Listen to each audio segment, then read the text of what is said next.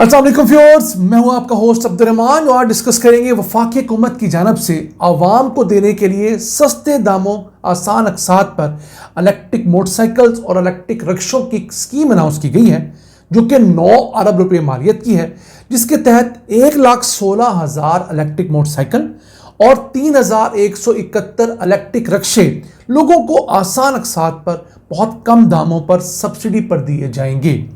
और इसका मकसद ये है कि पाकिस्तान में इलेक्ट्रिक गाड़ियों को, मोटरसाइकिल को, रिक्शे को फ़रोग़ दिया जाए। आज की वीडियो में हम इस पॉलिसी को डिस्कस करेंगे और इसके साथ साथ आपको एक कंपैरिजन बताएंगे कि किस तरह एक इलेक्ट्रिक मोटरसाइकिल पेट्रोल मोटरसाइकिल की निस्बत साल की तकरीबन 50,000 रुपये की पेट्रोल की बचत करता है। इसके साथ साथ इलेक्ट्रिक रिक्शा पेट्रोल रिक्शा या एलपीजी रिक्शे के मुकाबले में सालाना 2,90,000 रुपये की बचत करता है और 1.5 साल के अरसे में इलेक्ट्रिक मोटरसाइकिल और इलेक्ट्रिक रिक्शा दोनों अपनी कीमत जो है वो पूरी कर जाते हैं। ये आज की वीडियो में तफसील से बताएंगे। आपको अब बताते चलें कि ये बेसिकली वफाकी हुकूमत ने नेशनल इलेक्ट्रिक पॉलिसी 2025 अनाउंस करते हुए 9 अरब रुपए यानी $30 मिलियन की एक स्कीम निकाली है, जिसमें 1,16,000 इलेक्ट्रिक मोटरसाइकिल पूरे पाकिस्तान के अंदर लोगों को दिए जाएंगे। इसी तरह 3,171 इलेक्ट्रिक रिक्शे भी लोगों को दिए जाएंगे, आसान अकसात पर होंगे, इंटरेस्ट फ्री होंगे। अब हुकूमत इसे करना ये चाहती है कि लोगों के अंदर इलेक्ट्रिक मोटरसाइकिलों को और इलेक्ट्रिक रिक्शों को तरवीज दी जाए ताकि 5 साल के अंदर लोग इलेक्ट्रिक मोटरसाइकिलों और रिक्शों से मुतालिक जो गलत ख्यालात रखते हैं वो ख़त्म करें और ख़ुद से लोगों में ट्रेंड आ जाए बड़ी तादाद में ख़रीदने का। और 5 साल बाद ये पोटेंशियल है कि 2 अरब 70 करोड़ लीटर पेट्रोल हमें इंपोर्ट नहीं करना पड़ेगा, जो हम फिलहाल अपने मोटरसाइकिलों और रिक्शों के लिए इंपोर्ट कर रहे हैं। और ये पेट्रोल $1 अरब का बनता है। याद रहे, पाकिस्तान में पेट्रोल सबसे ज़्यादा मोटरसाइकिल्स के अंदर इस्तेमाल होता है, गाड़ियों की बारी उसके बाद आती है। क्यों? मोटरसाइकिलों की तादाद गाड़ियों से कहीं ज़्यादा है, 10 गुना से भी ज़्यादा पाकिस्तान के अंदर मोटरसाइकिल्स हैं। आप अपने इर्द गिर्द देख लीजिए कि हम रोज़मर्रा ज़िंदगी में कितनी गाड़ी इस्तेमाल करते हैं, मोटरसाइकिल उससे कहीं ज़्यादा इस्तेमाल होता है। तो मोटरसाइकिल सवारी छोटी ज़रूर है लेकिन उसका इस्तेमाल ज़्यादा है, इस वजह से वो ओवरऑल गाड़ी से ज़्यादा मुल्क भर के अंदर पेट्रोल इस्तेमाल करता है। तो अगर हम मोटरसाइकिलों को, रिक्शों को इस पे ले आते हैं तो हम आराम से $1 अरब सालाना बचा सकते हैं। अब इस स्कीम के तहत 25% कोटा तो ख़वातीन के लिए रख दिया गया है और ख़वातीन के लिए जो 25% रखा है उससे ख़वातीन में भी जो स्कूटीज़ का रवाज आपने देखा होगा इलेक्ट्रिक स्कूटीज़ का, वो मज़ीद फ़रोग़ पाएगा। फिर 90% तक इलेक्ट्रिक मोटरसाइकिल और इलेक्ट्रिक रिक्शा अगले 5 सालों में पाकिस्तान में बनना शुरू हो जाएगा। ख्वाहिश यही है कि बहुत सारे स्पेयर पार्ट्स पाकिस्तान में बन रहे होंगे 90% तक। सिर्फ 10% स्पेयर पार्ट ऐसे हैं जो हमें इंपोर्ट करने पड़ेंगे। और दुनिया भर में ऐसा होता है कि कोई भी बड़ी प्रोडक्ट, खा गाड़ी हो या इवन लैपटॉप हो, खा मोबाइल हो, उसके सारे स्पेयर पार्ट एक कंपनी खुद नहीं बना रही होती। इवन सैमसंग अपने सारे स्पेयर पार्ट खुद नहीं बनाता मोबाइल के लिए। ये HP का लैपटॉप सारे स्पेयर पार्ट HP नहीं बनाता। अब टोयोटा की मिसाल ले लें, वो पाकिस्तान के अंदर सिर्फ 55%, 60% गाड़ी के स्पेयर पार्ट बनाती हैं और वो भी मुल्क भर में मौजूद तकरीबन कोई 1500 से 2000 मुख्तलिफ छोटी, दरमियानी, बड़ी कंपनियों से बने बनाए स्पेयर पार्ट अपनी क्वालिटी के स्टैंडर्ड के ऊपर ख़रीदती है। उन्हें अपनी फैक्ट्री के अंदर मैन्युफैक्चर करके कुछ स्पेयर पार्ट्स पास से डाल के हमें टोयोटा गाड़ी देती है। सुजुकी का ये हाल है, तमाम गाड़ियों का, तमाम बड़े आइटम्स का यही हाल है।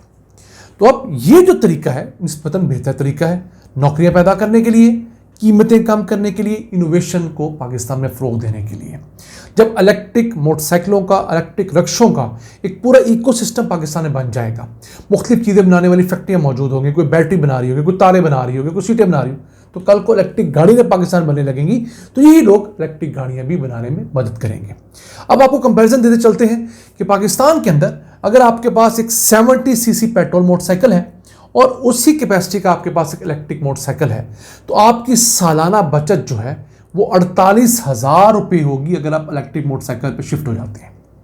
बड़ी आसानी से आपको समझाते हैं कि आपके पास अगर एक पेट्रोल पे चलने वाला 70 सीसी मोटरसाइकिल 1000 किलोमीटर चलता है एक महीने के अंदर, तो वो तकरीबन 20 लीटर पेट्रोल खाएगा, 50 किलोमीटर पर लीटर की हम उसकी एवरेज अज्यूम कर रहे हैं। और आजकल चूंकि पाकिस्तान में 272 रुपये लीटर पेट्रोल का रेट है, तो आपका माहाना पेट्रोल का खर्चा 5,440 रुपये आएगा। इसके मुकाबले में अगर आप 1,000 किलोमीटर महीने के अंदर इलेक्ट्रिक मोटरसाइकिल चलाते हैं तो आपके 30 बिजली की यूनिट मैक्सिमम खर्च होंगे। मैं मैक्सिमम बात कर रहा हूं, 15-20 भी हो सकते हैं। और एक यूनिट अगर आपको मैक्सिमम रेट बिजली का 65 रुपये भी लगा लिया जाए तो आपका माहाना बिजली का जो चार्जिंग का खर्चा है वो 1,950 रुपये है। देखिए दोनों मदों के अंदर आपका फर्क कितना आया, 3 गुना ज़्यादा महंगा पड़ रहा है आपका पेट्रोल मोटरसाइकिल। फिर पेट्रोल मोटरसाइकिल का आपने मोबाइल भी चेंज करवाना है हर महीने, आपने उसकी ट्यूनिंग भी करवानी है, उसकी क्लच प्लेटों के मसाइल भी हैं, ये तमाम उसके मसाइल हैं। ये मसाइल इलेक्ट्रिक मोटरसाइकिल की नहीं है। हाँ, इलेक्ट्रिक मोटरसाइकिल को 4-5 साल बाद बैटरी चेंज की ज़रूरत पेश आती है, लेकिन उसको हम बाद में डिस्कस करेंगे। इसके बाद आपको दूसरा कंपैरिजन देना चाहेंगे। अब बात करते हैं सालाना बुनियादों पर।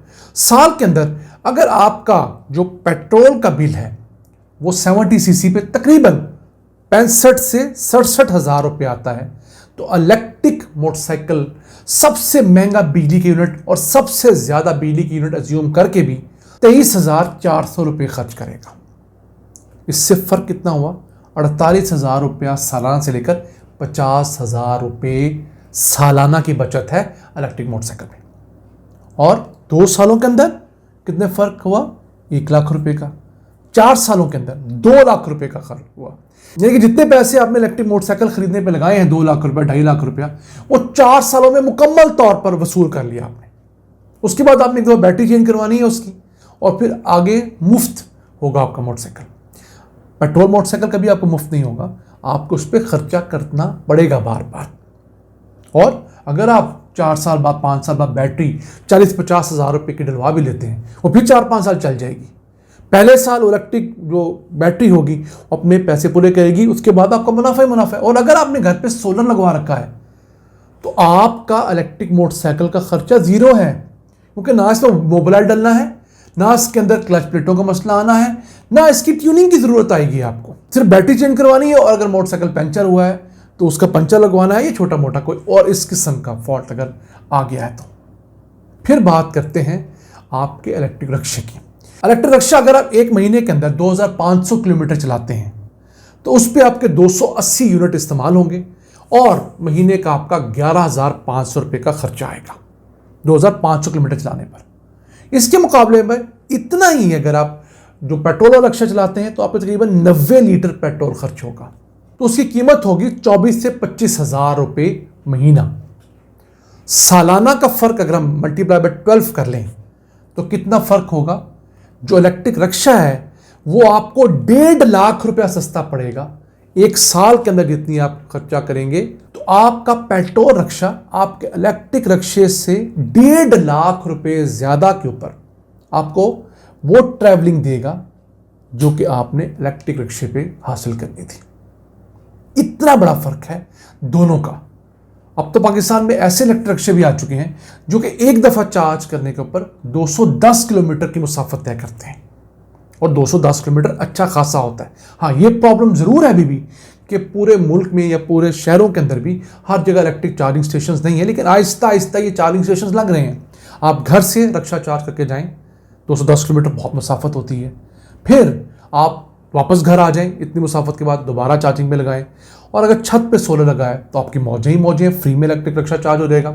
इसके साथ साथ ये इलेक्ट्रिक रिक्शा आपका सिर्फ और सिर्फ 1.5 से 2 साल के अंदर दोनों रिक्शों के दरमियान जो फ़र्क है वो पूरा कर लेगा और आपको एक बहुत बड़ी बचत दे सकता है। नाज़रीन, ये था आज का एपिसोड।